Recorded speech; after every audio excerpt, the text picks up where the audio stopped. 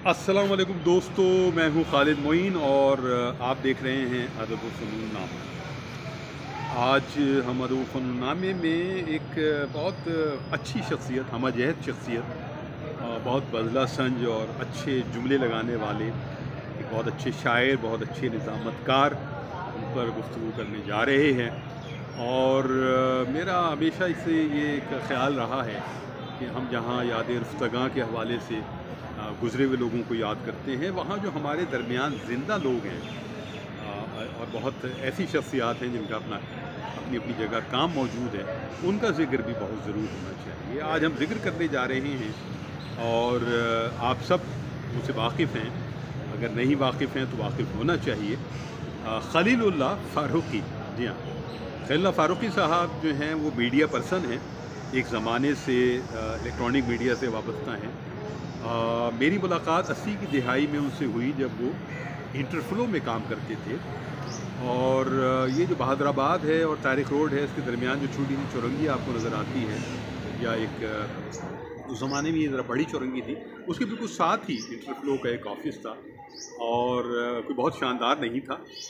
तो वहाँ जो है वो मुलाकात हुई, खलीलुल्लाह फ़ारूक़ी साहब से ज़िक्र सुना हुआ था।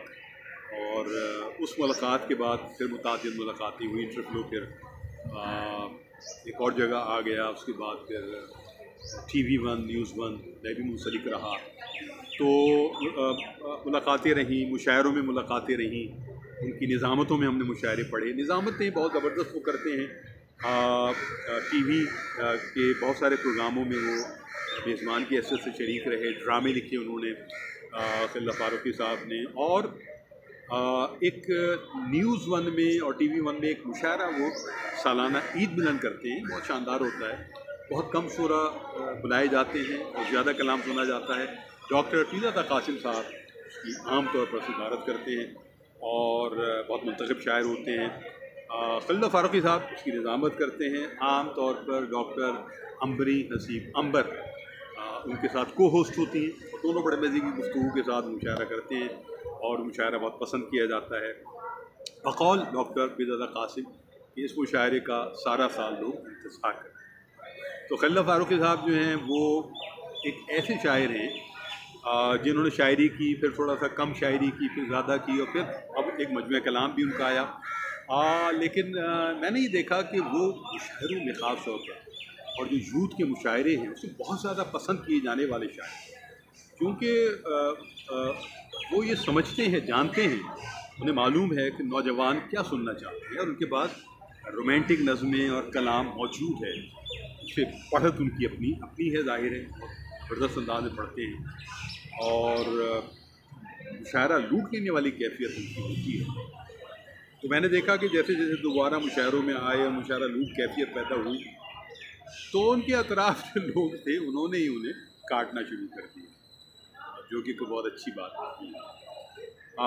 जहाँ तक निज़ामतों का मामला है, वो शहर कायद की निज़ामतें भी की उन्होंने, शहर के अच्छे मुशायरों की निज़ामतें भी की, लेकिन यहाँ भी मैं देखता हूँ कि उन्हें काट के एक तरफ कर दिया। हालांकि वो इन दिनों जो निज़ामतों का काल पड़ा हुआ है, अच्छे नाज़िमों का काल पड़ा हुआ है, उसमें वो एक बहुत ज़बरदस्त इंतखाब।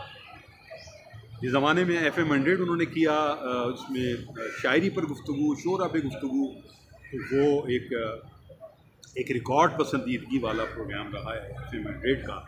और उससे बहुत संजीदा लोगों ने भी बहुत सुना और सारी सारी रात वो प्रोग्राम उनका था और लिसनर्स उनके बहुत ज़्यादा थे, कॉलर्स बहुत आते थे और वो बहुत तैयारी के साथ, बहुत खूबसूरती के साथ वो प्रोग्राम करते थे। तो होना तो ये चाहिए कि उनका कलाम मैं सुनाता, लेकिन मैं उनसे ख़ुद दरख्वास्त करूँगा कि अपनी 4-5 मुंतखब चीज़ें रिकॉर्ड करके अपनी ही आवाज़ और अपनी ही अंदाज में भेजें, ताकि अदब फ़नून नामे में हमको लगाएं। मैं वो हक़ अदा नहीं कर सकता, इसलिए मैं चाहूँगा कि वो हमें भेजें ताकि हम उसको आप लोगों के सामने रखें। और खलीलुल्लाह फ़ारूक़ी एक बहुत प्यारे इंसान हैं, बहुत ज़बरदस्त इंसान हैं, फ़िक्रा बहुत अच्छा लगाते हैं और बज़ला संज हैं, खुश बयान हैं और हमेशा शगुफ़्ता मिज़ाजी में रहते हैं और अदब जानते हैं, शायरी जानते हैं। तो हमारे मुंतखब लोगों में शामिल हैं और उन्हें अहमियत दी जानी चाहिए, फ़ौक़ियत दी जानी चाहिए, बतौर शायर भी और बतौर नाज़िम भी। तो यहाँ मैंने एक थोड़ा सा एहसास दिलाया है क़ल्ला फ़ारूक़ी साहब के हवाले से। वो किसी तारुफ़ के मोहताज नहीं हैं, वो मेरी इस गुफ्तगू के भी मोहताज नहीं हैं, लेकिन कहीं कहीं इस तरह की गुफ्तगू जो अहल लोग हैं उनके बारे में और जो काबिल लोग हैं उनके बारे में ज़रूर होनी चाहिए। बस यहाँ खालिद में उनको इजाज़त दीजिए। अपना और अपने अहबाब का ख्याल रखिए। अदब व फ़नून नामा ज़िंदाबाद, पाकिस्तान पाइंदाबाद। खुदा हाफिज़, खुदा हाफिज़, खुदा हाफिज़।